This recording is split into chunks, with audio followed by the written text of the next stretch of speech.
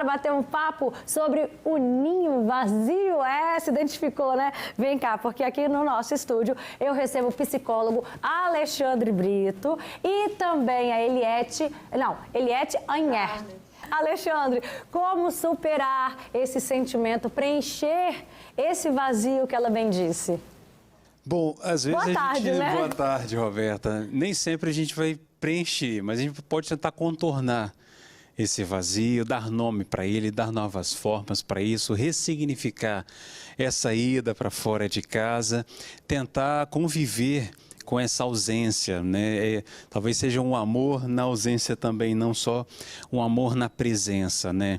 Então, a gente vai vendo que muitas vezes o que acontece é que alguns pais, algumas mães, né, acabam vivendo esse papel da maternidade com muita intensidade. E muitas vezes, ao longo de todo o desenvolvimento dos filhos, acabam se tornando 100% mãe, quase mãe em tempo integral. Isso é bom ou não? Eu não preciso responder muito bem essa questão, né? Porque você vê que acaba tendo ali até uma certa dependência da presença do filho. Você também, querendo proteger, pode até desproteger, aquela coisa que às vezes a proteção desprotege, ou esse excesso. Mas é claro, não tem uma regra, não tem uma medida, às vezes não tem uma fórmula que ensine a ser mãe ou pai. Mas a gente vai vendo que muitas vezes a gente vai criando e tendo esse medo da perda. Só que aí, Roberto, a gente só pode perder o que a gente tem. E às vezes o filho não é necessariamente nosso, né? O filho também, ele tem sua própria vida, ele tem um mundo. O filho mas o marido não, o profissional não, né? Olha, eu já trabalhando no meu inconsciente. Isso aí, ser nosso no sentido da posse, né? Nesse sentido é preciso saber que ele precisa ir embora também um dia, né? E isso não significa que você, essa é a questão, deixou de ser mãe. Isso não eu sempre falo, quando estou com casos parecidos, eu digo que quando os seus filhos têm autonomia é porque o seu trabalho foi muito bem feito. Mas tem essa dor, esse luto, né? Então, a síndrome do ninho vazio diz respeito a um luto, a uma despedida que você faz. E para fazer essa despedida, não é fácil para todo mundo, mas é uma despedida em que você também ainda não perdeu o seu papel de pai e de mãe, mas também você não pode gerar essa dependência. Alexandre, quanto tempo é permitido, né? A gente pode se permitir esse sentimento na síndrome do ninho vazio? É a mesma questão de um luto. A gente faz luto quando a gente cresce, quando a gente muda a aparência, quando a gente perde alguém para a morte, quando o filho sai de casa. Então, esse tempo é um tempo de cada um. Eu não posso dizer exatamente qual o tempo que isso pode mais ou menos ser superado. E ser superado não significa esquecer os filhos, claro que não. Mas é que você vai conviver com isso melhor. Não se trata também de substituir os filhos, na verdade. Eles são insubstituíveis.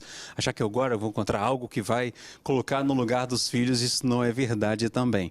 Mas esse tempo, Roberta, pode durar um ano, pode durar 1 ano e 6 meses, enfim. Você só tem que ver se isso não está evoluindo para um quadro que começa a te trazer incapacidades, uma falta de vontade de sair de casa, o feijão perde o sabor e assim vai. Aí nós temos que dar atenção e pedir uma avaliação profissional. E é importante que os pais saibam que o filho sair de casa não é abandono nem ingratidão. Veja bem. O filho sair de casa não é abandono e não é necessariamente uma ingratidão. E quando você começa a ressignificar essa saída de casa, você consegue lidar com isso melhor, encontrando novos sentidos e vendo que você cuidou tão bem dele, por que não é hora de você cuidar de você? Vou contar o que aconteceu quando eu casei. A minha mãe, na época, eu estava prestes a casar já. Pela primeira vez, ela conseguiu colocar um cachorrinho lá em casa, a Melzinha. Então, aos poucos, ela foi se sentindo na companhia de um animalzinho. Pode ser uma alternativa? É uma ótima alternativa, porque o animal não deixa nem você ficar triste direito, né? Jamais. O animalzinho é amor em troca, né? Exatamente. Ele não deixa você dormir, muito menos, né, ficar triste. Então, o animal, aliás, ele vai te fazer sair de casa. Se for, por exemplo, um cachorro, né, para você passear com ele. Enfim, são companhias que fazem parte, que ajudam sim, né? atividade física e buscar, isso que é importante, buscar aquilo que faz com que você não seja pai nem mãe. Essa é a grande questão. É a libertação da vida. Essa é a grande Vamos questão. olhar pelo lado bom? Exatamente. Isso não te faz menos pai nem mãe, né? É exatamente isso. Mas assim, não ser mais pai e mãe em tempo integral, pensar um pouco mais em você, isso não significa egoísmo.